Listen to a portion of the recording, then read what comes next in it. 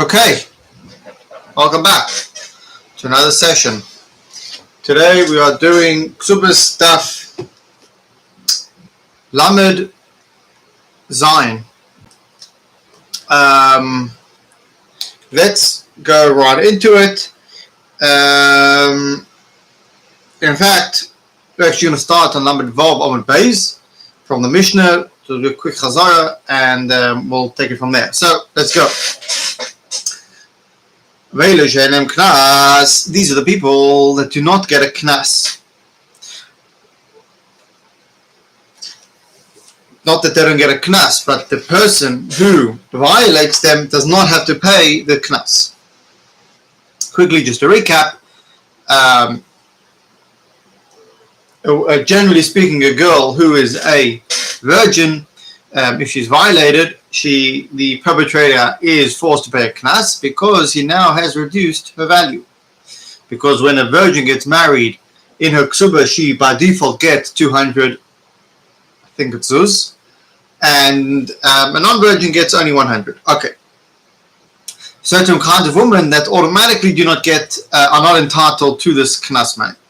These are people who do not get a knas.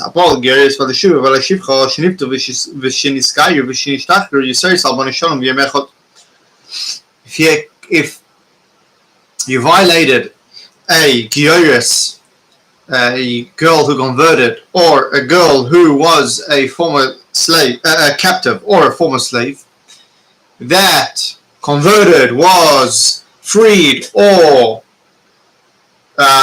was redeemed or freed over the age of 3.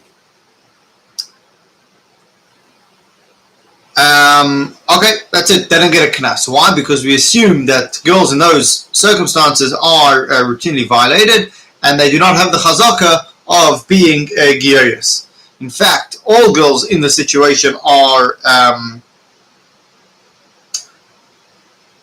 we consider them in a position to be violated. However, under the age of 3, the Rabbanan say that that the virginity returns. So it doesn't. If they were violated, the body will reform itself. But over that age, okay, it doesn't happen. Okay. Rabbi Yehuda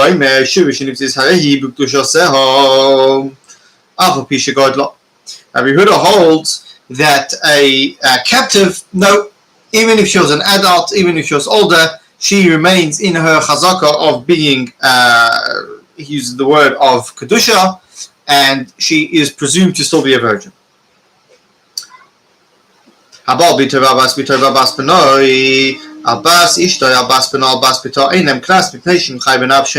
Mishnah now lists a certain categories of women that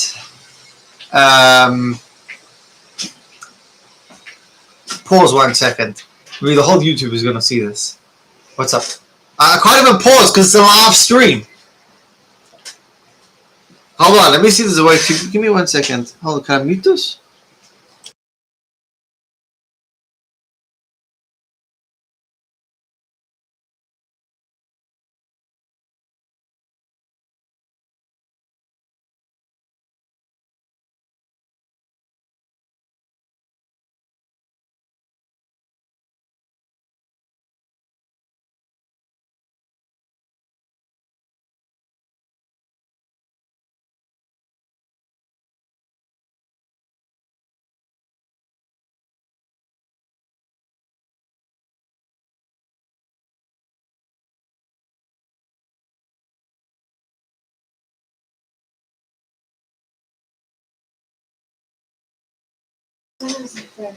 Okay. 10 more seconds, guys. I mean, there's nobody now, but hopefully one day this makes a big...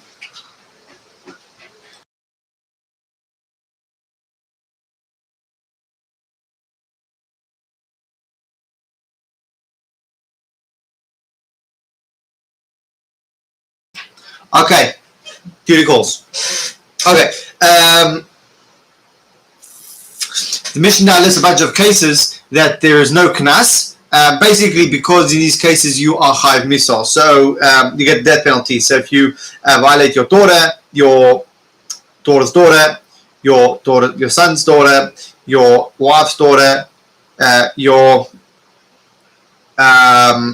wife's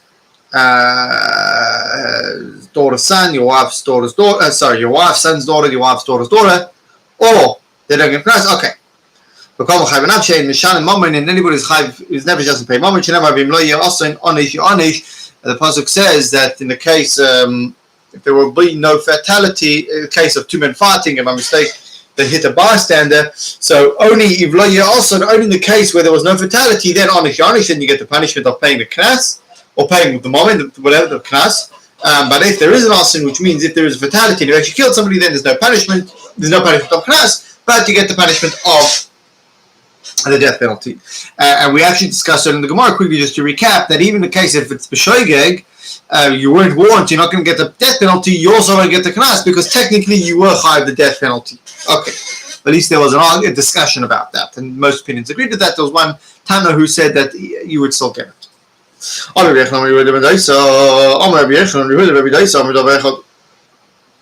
Yochanan said that Rabbi Huda and Rabbi Dosa said the same thing. Rabbi Huda was what we just said, that a captive who was redeemed, she remains in her state of kedusha. And Rabbi Dosa, the Tanya Rabbi Dosa says something similar. What Rabbi Dosa?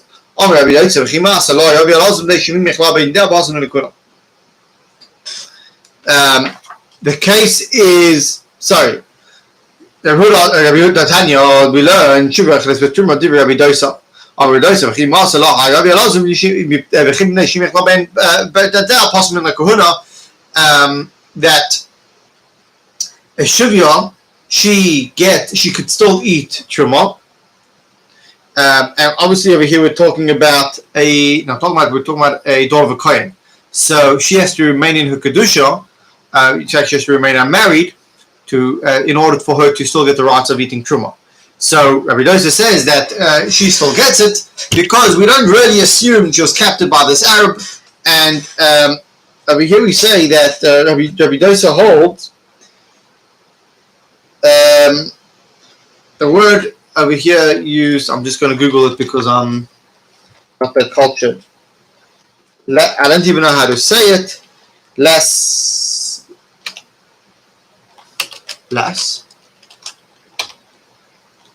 Lascivious.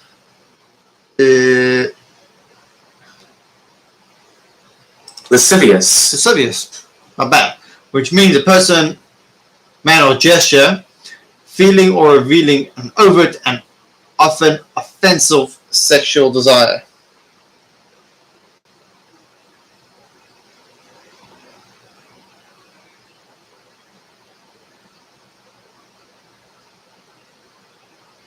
He says even though they are lascivious, they will just fondle them. However, they will not go as so far as to violate them. So, seemingly Rabbi Huda and Rabbi Dosa are saying the same thing. That basically nothing happens to this shuvya, to this girl.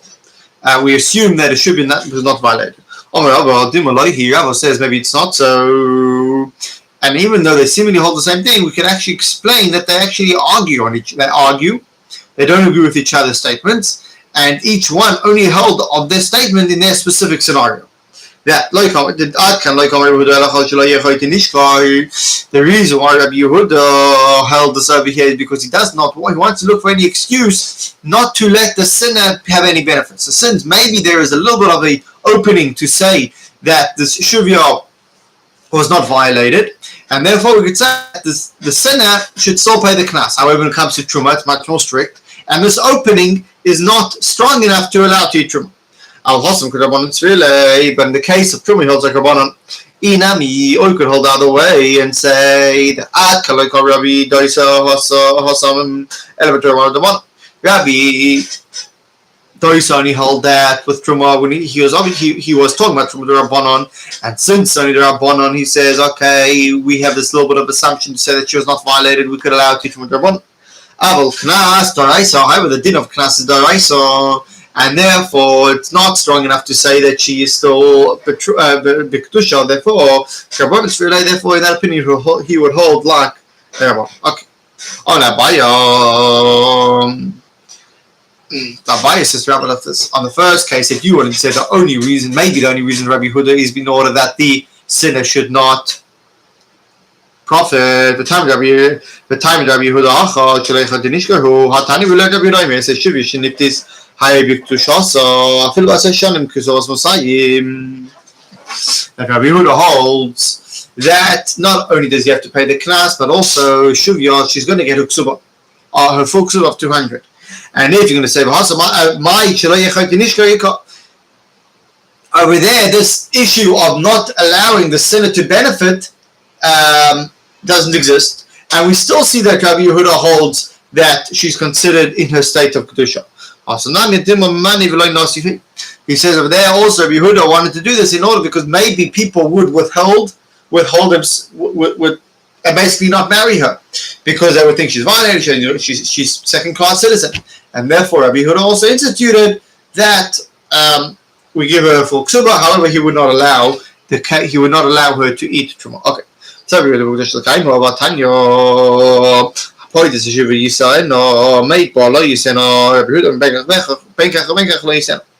now we go back. Rabbi Yehuda holds. Again, we're going to challenge this opinion of Rabbi Yehuda. Do you say that Rabbi Yehuda really holds that he remains in a state of Kedusha? We learned that one who ransoms a female should marry her. Can marry her. If he testifies that she's in a state of Kedusha, he should not marry her. Rabbi Yehuda says either way he should not marry her. Okay. So, assuming we have a question here, we see Rabbi Yehuda says that she stays in. By the way, we're talking about a coin. Rabbi Yehuda says that in the first case that she remains in a state of tumah, of tara, and over here saying not. Now, before we're going to answer Rabbi Yehuda, we first have a question on the price itself, which doesn't really make sense. He says, hold on, Hogav Akasha. All at the point that you said. First you said that if he redeems her, can marry her. If the Hadar Tana, then he said if he was made, he can't marry her. Hold on. What does the fact that he gave testimony again? So why does that make it that he can't marry her? So the one says Halakash is not a question. No. Hakikama really the Bryce meant to say it was. How about this if you're made by Yisen or somebody who redeems her and he also testifies against her, he could marry her. However, made by Kadi, if he only testified against for her, he cannot. He cannot marry her. Okay. And before we're going to get to the Gemara, is going to explain the difference. Why? Now we're going to go back to Rabbi Yehuda and say, Kama Kashi Rabbi Yehuda. So, now we go back. We have a question Rabbi Yehuda, right? Rabbi Yehuda over here says, you can't marry her, i.e. she's not tahor. Or Rabbi Yehuda, he said, so we're going to make the price up and say that Rabbi Yehuda says, regardless, either way, he can marry her. Rabbi Yehuda, really, no, we're not going to mend the price up. Rabbi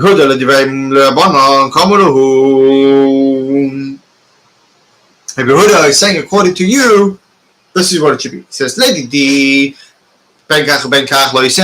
to me, either way, so he's saying he could marry her. He's saying like this. When Rabbi Yehuda says, he can't marry her, he's saying, not according to my opinion. According to your mode of thinking, it should be, regardless, it shouldn't make a difference.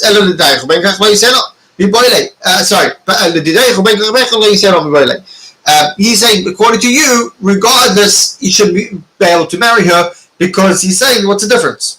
What's the difference if you saying that she remains in her state of, the Rabbanan are saying that she is Becheskas Tommy, and therefore him giving Eidos doesn't help. So what's the difference whether he redeemed or didn't redeem her?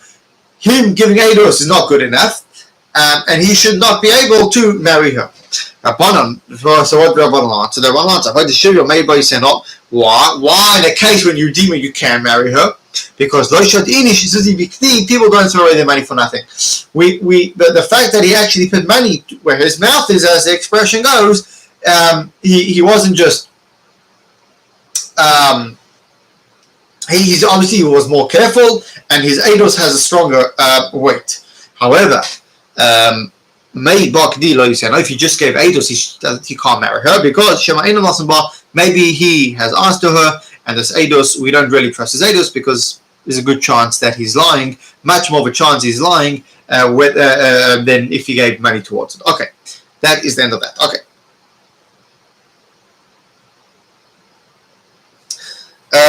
Okay. Omre Papa by Shmuel Rav Yosef.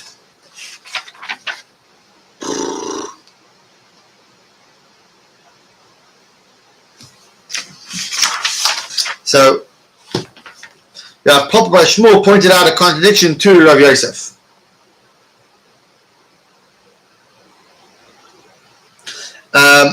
This is a question on Rabbi Yochanan's understanding of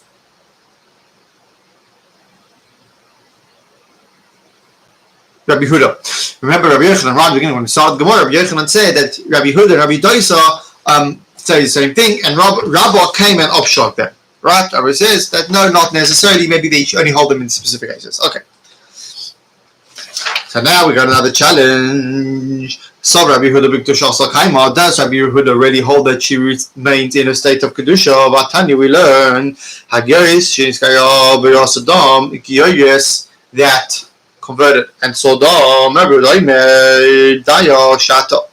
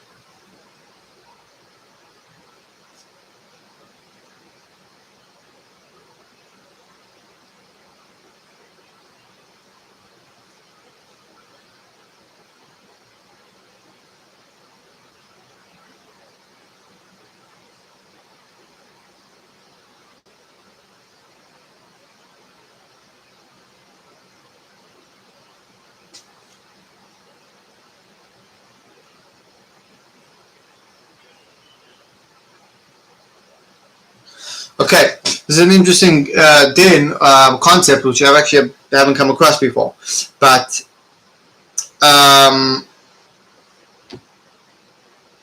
basically when a woman sees blood, so in her uterus she becomes tummy.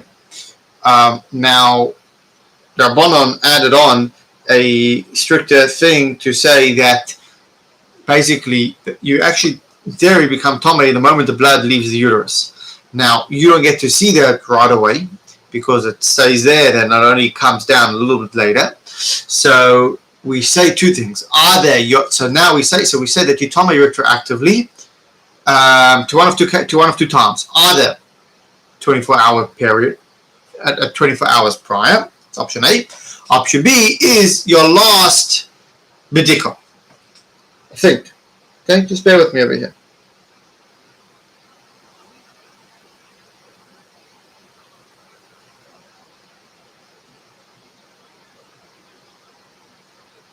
Yeah, okay.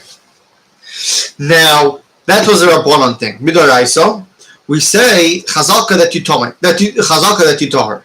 So this din of the retroactive tome is only the Rabbanon. That's number one. Okay. Now, Rabbi Huda holds in a case of a giyores. Now, the din is that non-Jews do not have tumah when it comes to nida. So Rabbi Huda holds like this. In a case of giyores that converted, and then she saw blood. So she converted at 1 p.m. She saw blood at 7 p.m. Rabbi Huda holds you tumah from now. Okay. Rabbi Yossi okay. Rabbi Yossi holds she's like any other woman, and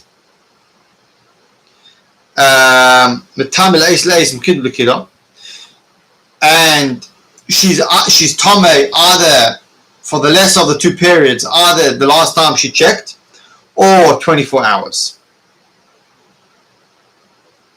Okay, that's one then. Let's go to the next din.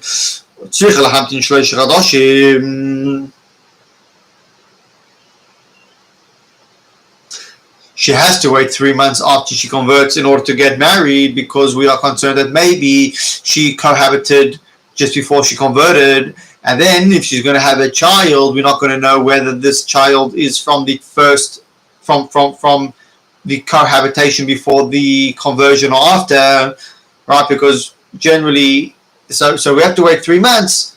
So we have to wait 3 months, okay?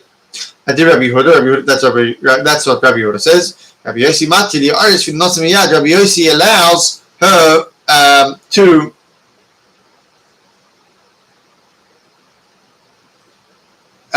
get married or immediately. Okay. So what do we see from here? We see from here, from the second one of the Brisa, that Rabbi Yehuda holds that we are concerned that she did cohabit, that she's not tahar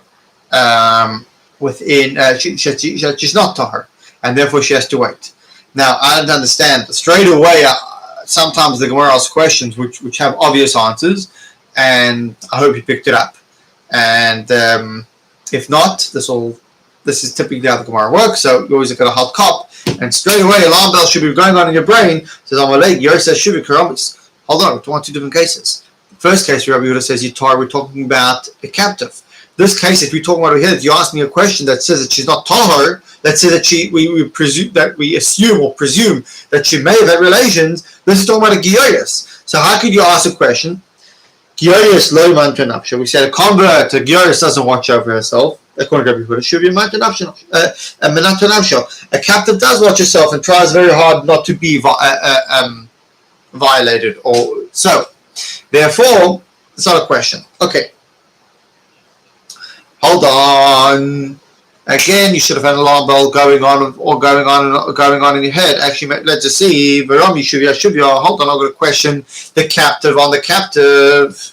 Actually, I take back the alarm bells because I don't have it. So I'm like that par of.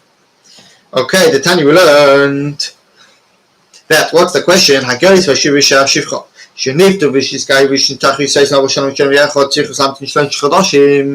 We said that a giyayus, and right, these three girls, a convert, a captive, and a slave woman that left that state, they have to wait 3 months. Rabbi Yossi, these words, sorry, Rabbi Huda, the words of Rabbi Huda, Rabbi Yossi Matilos, Rabbi Yossi allows her to get married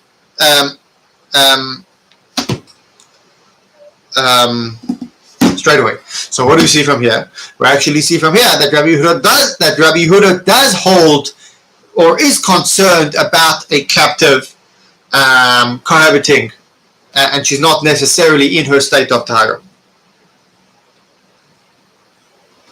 Okay, so Gemara says ishtik. He was silent. He didn't have an answer. Who didn't have an answer? Rav Yosef, right? Rav Papa Bashmor was discussing this with Rav Yosef. So Rav Yosef didn't have any questions. So eventually, he said, Midi Shmiya Loch Baha. Have you heard anything about this? Maybe you can help me. I'm baffled. Amalei, Sisetim, Hacham Rav Sheshes. This is what Rav Sheshes says, the price is talking about when they saw that she cohabited. Only in that case does she have to wait 3 months. So, if that's the case, what's the reason Rabbi Yossi says that you don't have to wait? They saw that you cohabited, and Rabbi Yossi is going to say you don't have to wait. Because Rabbi Yossi, Rabbi Yehuda holds that a woman who engages in illicit cohabitations, she takes precautions that she doesn't become pregnant. She uses a cloth, as the Gemara says, but there's also other cases. She stands up right afterwards, so we're not concerned for this. Okay. I could understand the giyayus that she's going to do this action came to Daita Laguri. Since we could presume that at that time, it was so close to the conversion, she had the intention to convert, and she's going to make sure she doesn't get pregnant. Right? Shrinami, also captive. Right? She doesn't know when they're going to take her to be sold. And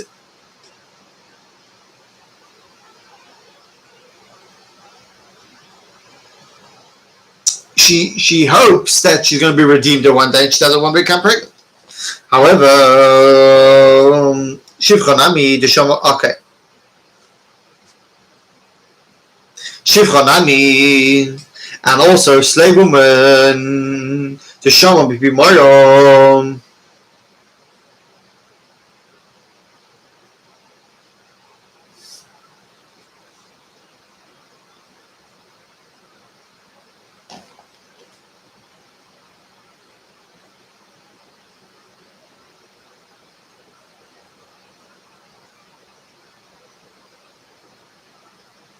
That the owner has to slave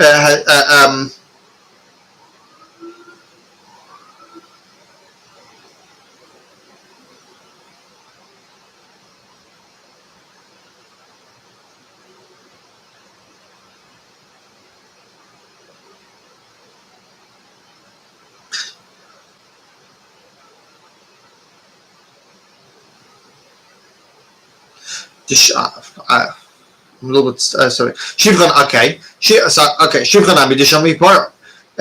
Okay. Shivchanami also okay. Okay, I can understand these three cases. Oh, I got it. Okay, Giyos, why is she going to take measures not to become pregnant? Because she knows she's going to be redeemed. And she knows she's going to be converted. A captive also is hoping at any moment she doesn't know when she's going to be sold, and she hopes she's going to be sold to a Jewish community. Right? And a Shivcha Nami could be talking about a case when she knows, so her master says, I'm going to be redeeming you next month. So she's going to take precautions not to become pregnant. But what about a case that Yotze B'Shem V'Ayin Michael Meimar? In a case when a servant is going to leave because she got injured, she didn't know she was going to get injured. So how could you say that in such a case she took precautions? If you're going to say, call me Meilo Loyomer Rabbi Yossi, that Rabbi Yossi did not say his leniency in any unplanned occurrence. But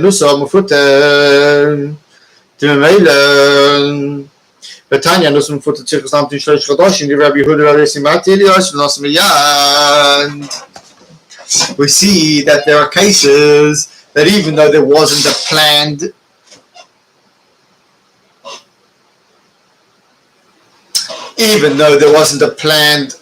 action, Rabbi Yossi still allows you to be redeemed right away. Sorry, to be married right away, right? The case of a woman who was seduced or is violated. Again, Rabbi Yossi holds that you could get married right away. It has nothing to do with using a cloth.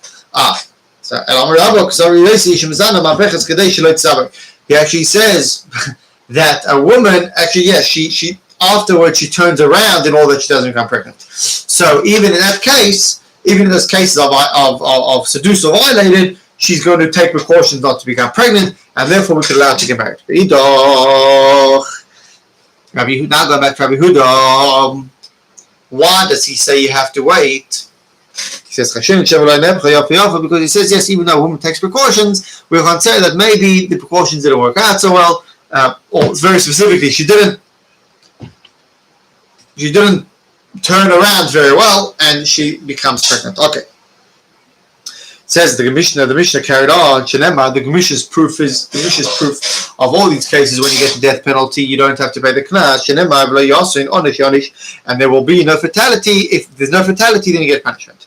You want to learn from there? We know it from another place. What's this place?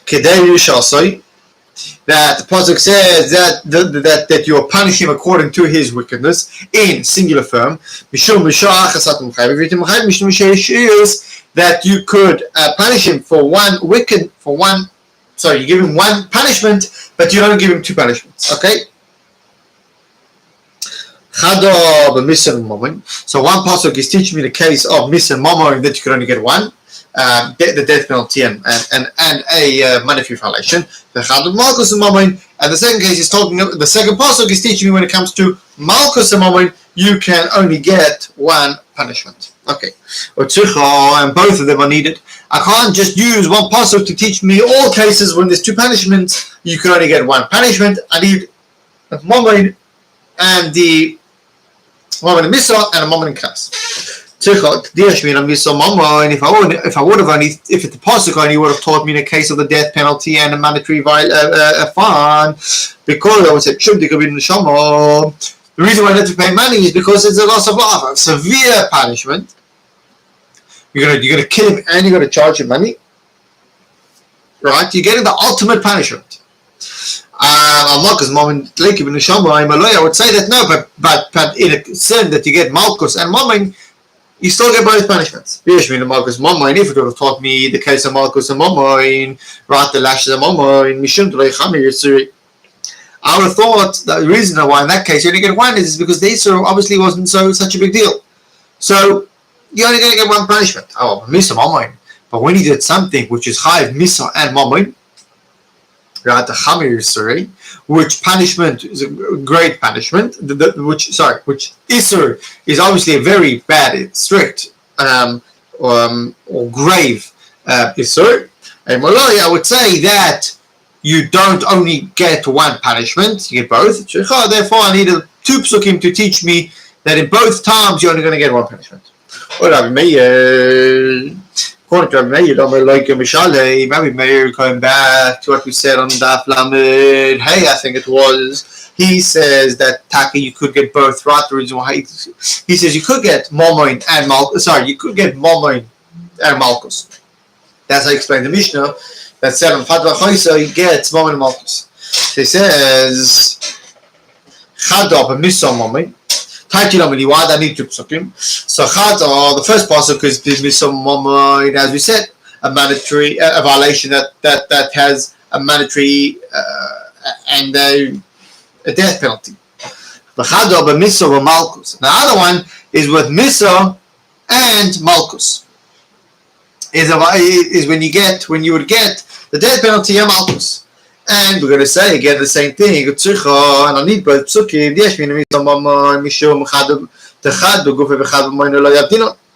If it would have only taught me, if the pasuk only would have taught me that you get one punishment in a case of misa, the death penalty and mammon, I would have said because we can't administer one punishment, one on his goof, one on him, and one on his property, right? So he's only going to get one punishment. But Misa of Malchus, when are you going to get Misa Malchus? The Ivi Gufay.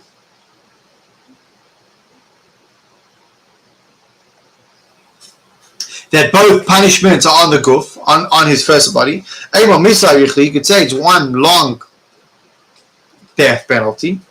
But now we pay and you give him the Malchus and then you kill him. One long, mix it together. V'yashmin on Misa Malchus.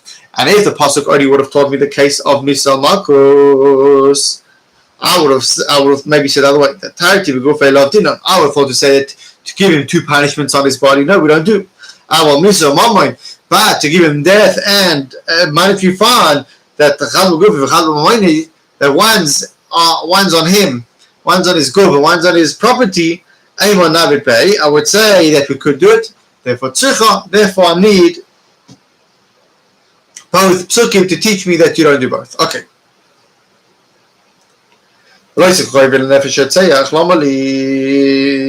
Hold on, I've got seemingly a third pasuk. The pasuk says, thou shall not take atonement money for the life of a murderer.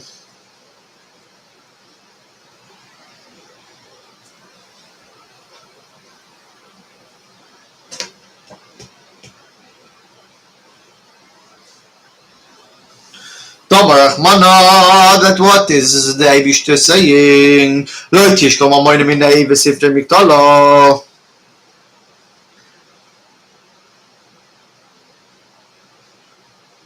sorry. This is the answer. The answer is the Amar Achmana. The Abish is saying, Loi tishka moine minei v'tifjei mikdola. Don't take his. So we know you're only going to give one punishment. So the Abish is saying, don't take his money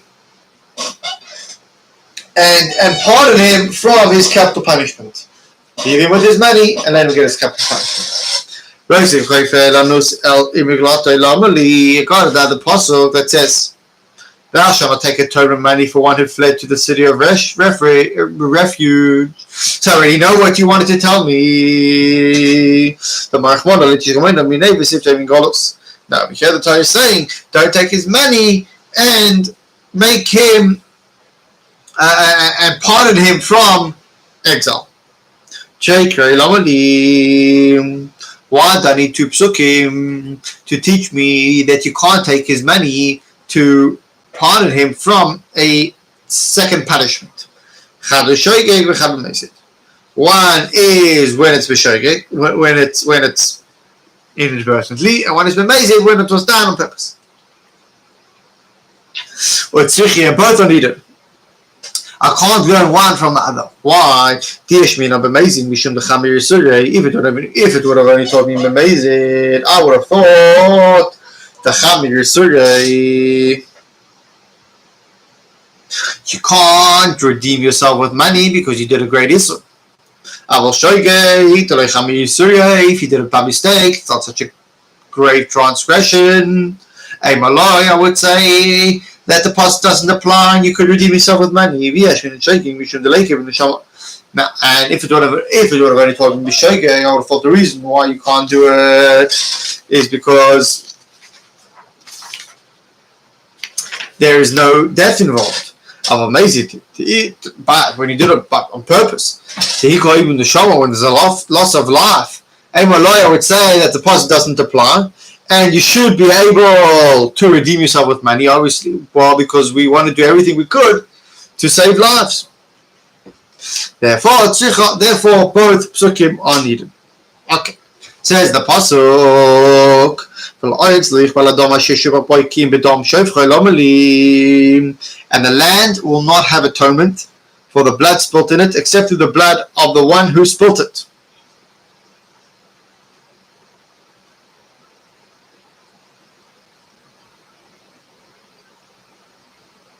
So this pasuk is telling me that the only way to be mechaper is through taking this person's life. You can't redeem yourself through money, but I already know that you can't redeem yourself through money for the two previous psukim. I need it for what? I learned in this price. From where we know that after he did the din of Egla Rufa, then the murderer was found. The 9 chain he's not potter. It says because I have this pasuk. Okay. The next pasuk says, and you shall purge the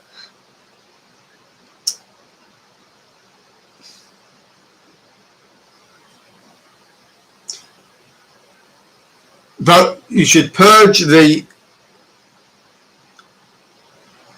one who spilled this pure blood from your midst. I already know that you have to kill him and he can't be redeemed through doing the Chayah Negla Rufa. I need it for another instance. What's this instance? Benayin, Lamumosin, Besayif. From where do we know that those who are executed with a sword, Shominatzavoy, that death is from the neck and not by stabbing them. Talmud Omer, as the pasuk says, you shall purge the spillers of the innocent blood from within your midst. That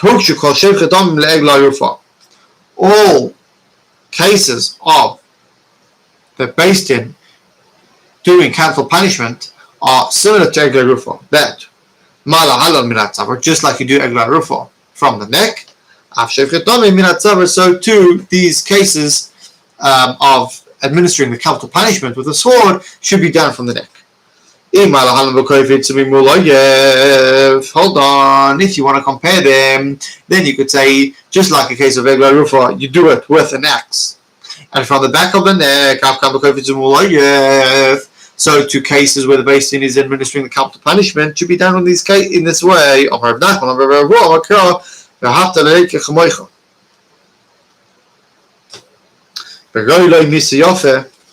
that Pasuk says, you should choose for him a favorable death.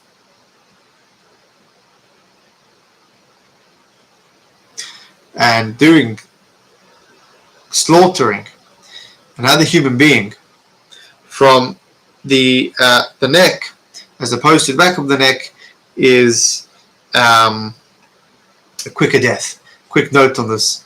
It is 100%.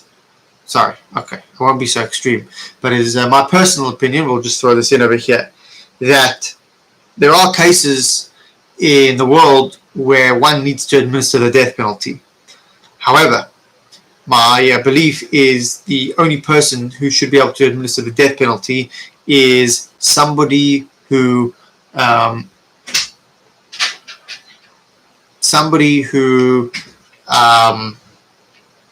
is directly related and needs to make that party pay for the crime. So setting up courts and to be somebody to kill somebody because he killed somebody else, how do I describe this without talking too much on a personal level? If Reuven kills Shimon, let's make it easy over here. If Reuven kills Shimon's wife, it is up to Shimon and Shimon alone, or this wife's, call her Leah, Leah's father, Leah's brother, Leah's cousin, to go and avenge the death of Reuven. But to have some I use the word random person based in administer the death penalty, I find that a little bit concerning. A lot of rife abuse of power, although there's also abuse of power in allowing people to administer law in their hands. However, let's put it this way, on a very personal level, I would feel very hesitant to kill Joe if Joe killed some random person's wife.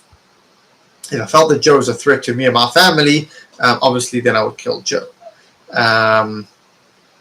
So I personally would not kill Joe if Joe killed some random person's wife. But if something happened, we'll just leave it at that. Kol Yovin Yovin. Okay. Next says the apostle. The next pasuk going along this stream of thought is as follows. What?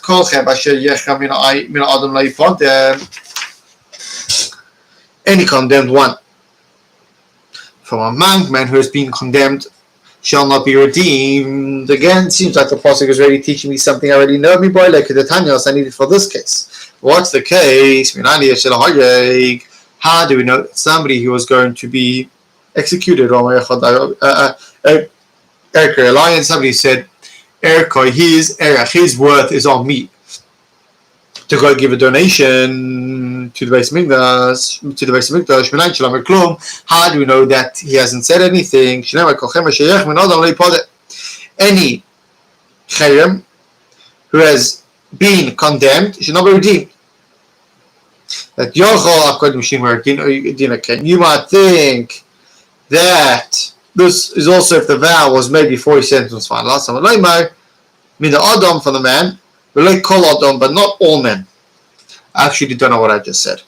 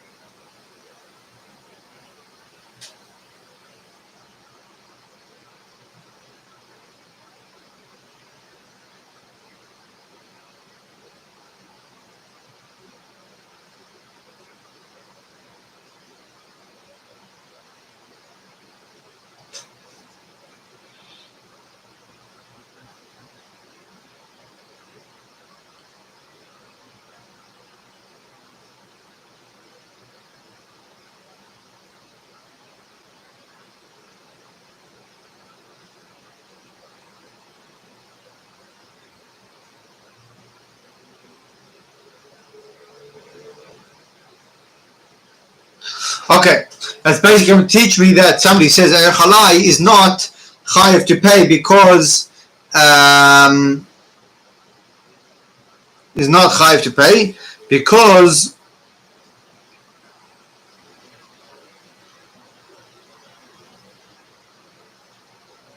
it says kol chayim asher min adam lo yipodeh, that any chayim, that any consecration from a person that is being condemned to death.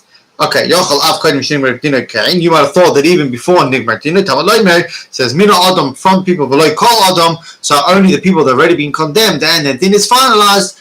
You can't when you say Erchalai, it doesn't mean anything. Rabbi Chanin ben Akavio Doma Negech, who says that if somebody says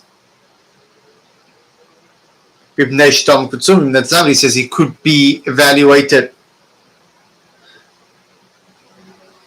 because the Torah gave a fixed value to a person's life based on his age and gender and nothing to do with how long left he has to live.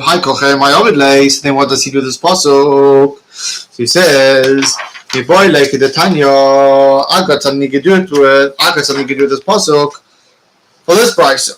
That Shmuel Benoisha B'Yechanim B'Regomer Fish Matzinu Lam.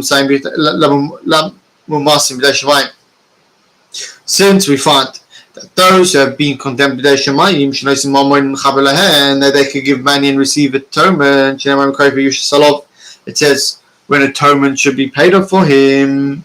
You might have thought that also with Adam, that also with Mitzvah Adam he could redeem himself. It says that for the person he cannot be redeemed.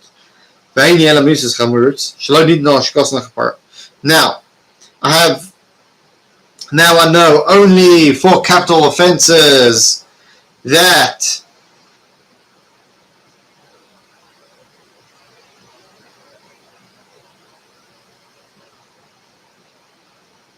the unintentional, when you do them bishkaga, you can't get kapara.